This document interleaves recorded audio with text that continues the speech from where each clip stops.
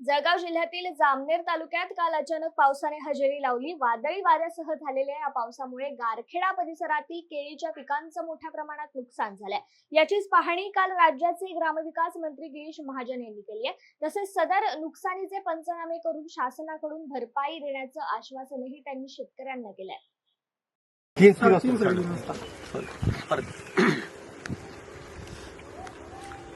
आज दुपारी 3-3:30च्या सुमाराला 3-3:30 वाजेच्या सुमाराला एक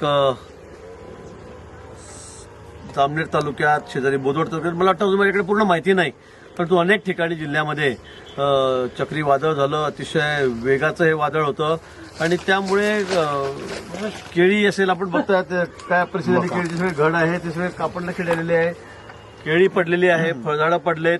विशेष करून मका आमच्याकडे या दिवसामध्ये खूप मोठ्या प्रमाणात असतो। तो मका आता काही ठिकाणी कापायला आलेला होता, काही 15 दिवसांनी महिन्यामध्ये कापला गेला असता। अगदी तोंडात आलेला घास होता, पण तो सगळा मका शेताची शेकडो एकर जमीन, हजारो एकर जमीन ही आता उद्ध्वस्त झालेली आहे। म्हणजे सगळा मका हा कमरेतून खालून तुटून हा झोपलेला आहे आणि त्यामुळे शेतकऱ्यांचं अतोनात मोठं नुकसान झालेलं आहे। त्याचबरोबर तांड्यांवर, ग्रामीण भागामध्ये, खेड्यांवर अनेक लोकांच्या घरावरचे पत्रे उडून गेलेले आहेत। पत्तर दिसत नाहीयेत, इतका वेग त्या वादळाचा त्या ठिकाणी होता आणि म्हणून खूप मोठं नुकसान या ठिकाणी शेतकऱ्यांचं, घरांचं मोठ्या प्रमाणात झालेलं आहे। म्हणून तहसीलदारांना मी तात्काळ आदेश दिलेले आहेत, जिल्हाधिकाऱ्यांशी चर्चा केलेली आहे, सर्व पंचनामे करायला सुरुवात झालेली आहे।